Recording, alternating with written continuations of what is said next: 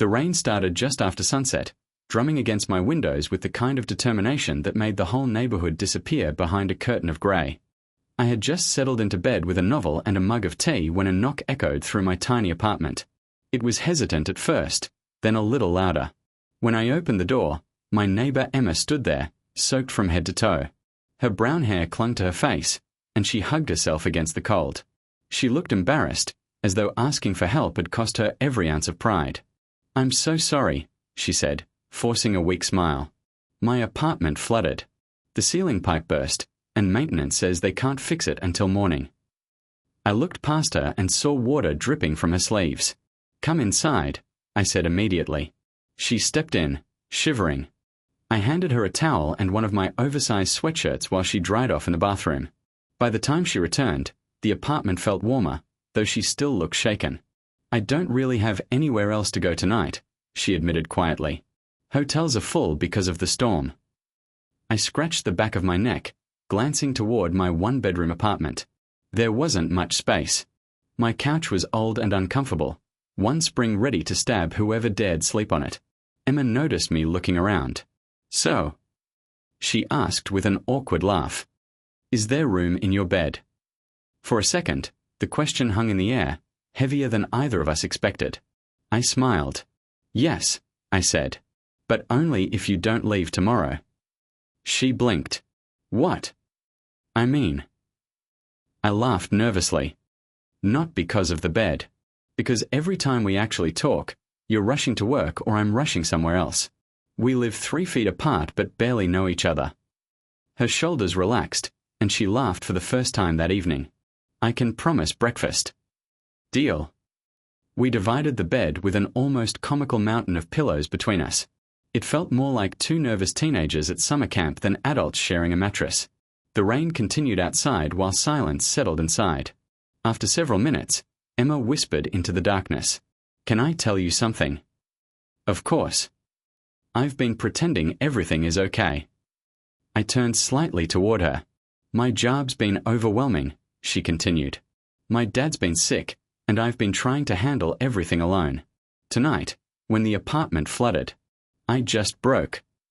Her voice cracked. "I'm tired of acting strong." "You don't have to tonight," I replied softly.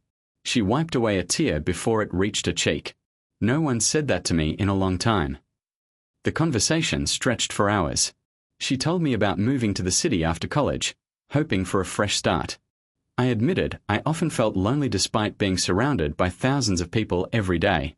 We laughed about our terrible cooking attempts, complained about our noisy upstairs neighbor, and somehow ended up debating whether pineapple belonged on pizza. By midnight, the pillows separating us had quietly disappeared, not because either of us crossed a line, but because we no longer needed the invisible barrier. Comfort had replaced awkwardness. Morning sunlight slipped through the curtains. I woke to the smell of coffee and something sizzling in the kitchen. Emma stood at my stove wearing my oversized sweatshirt, flipping pancakes with surprising confidence. "I thought you promised breakfast," I said.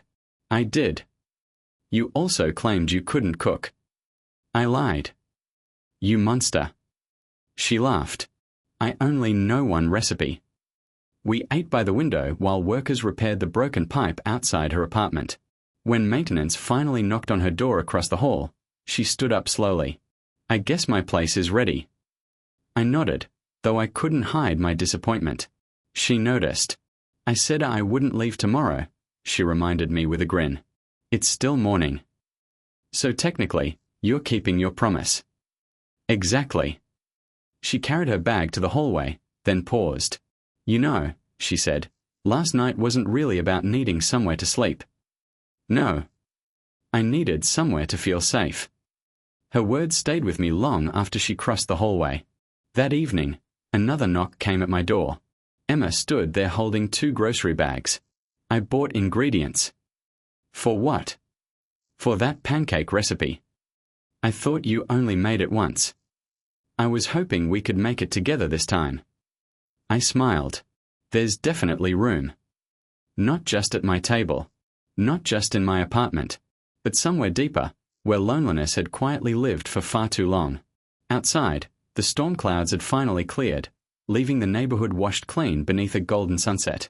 And for the first time since either of us had moved into that old building, home no longer felt like four walls separated by a hallway. It felt like two neighbors who had discovered that sometimes the greatest comfort isn't found in having enough room in a bed.